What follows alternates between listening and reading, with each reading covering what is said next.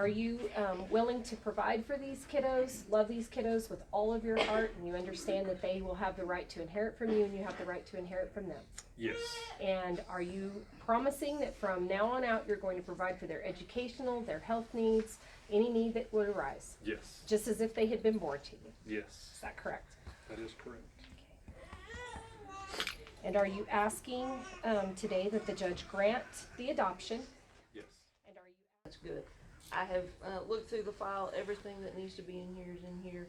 I have had an eye on your children for a while now, and I think that they are very good kids, and I think they're in a very good home. So I'm going to sign this order granting this adoption. Thank you. We adopted 6 today. It's a sibling group of 6. We had fostered them a few years back, and then they came back into CPS care, and we've been fostering them for the last year, a little over a year, and we adopted them today. Well, this is a day that's set aside called National Adoption Day. And so this is a day where families who are adopting children can have those formally done at the courthouse. We kind of open up the courthouse. Many of our courtrooms and our judges, our district court judges, our county court at law judges are available to legally formalize those adoptions. And we kind of do it in one day. We do this every day, but this is one day where we can all get together and celebrate adoption. You know, I will say, you know, adoption is a great culture here in Lubbock.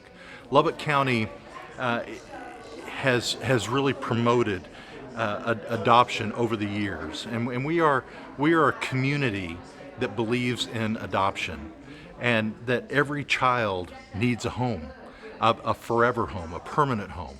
And so it's just an honor to be able to participate this day and to highlight and to celebrate adoptions.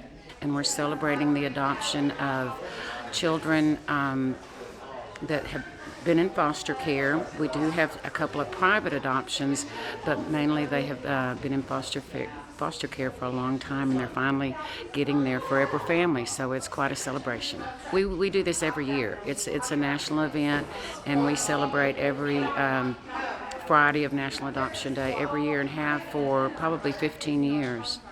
Every child deserves a family. Our kids that grow up in foster care and age out and don't get adopted have a hard time. They don't have anybody to depend on. They do get college tuition and fees waived. All of these children do. But if you don't have a family that supports you through those college years, it's very difficult. So when they have a family, they have someone to walk them down the aisle when they get married, to be there when they have a baby, to get them through college, all of those things that every child needs and deserves. And the trauma that they've been through, we hopefully have dealt with that in therapy, and that's their past. The adoption is their future, and that's the success that we see. We just felt like we had 3 biological children of our own. We were totally blessed. We felt like we needed to help in some way, and we wanted to help with large sibling groups. And so in 2014, we contacted Foster in Texas, or Upbring, and they helped us get our license, and they provided children in our home. We fostered a couple of sibling groups, large sibling groups, and then we ended up with this group back in 2015. And then they were reunited with their biological parents for about 2 years, and then when they came back into care, CPS called us and asked if we could care for them again. We knew that if we didn't decide to adopt them, and the way the system is, and just people that can't take this many kids at one time, they would probably have to separate the sibling group and, you know, divide them up into pairs, or, you know, they would have to end up dividing up the sibling group. And we didn't feel that would be a good thing for the kids. They've been through enough, and, you know, it's hard enough getting away from your parents and the change and all that, and so we wanted to keep the sibling group together. If you can find it in your heart to open up your home and your heart to children that really need love and attention, then we're very pro-fostering and pro-adopting.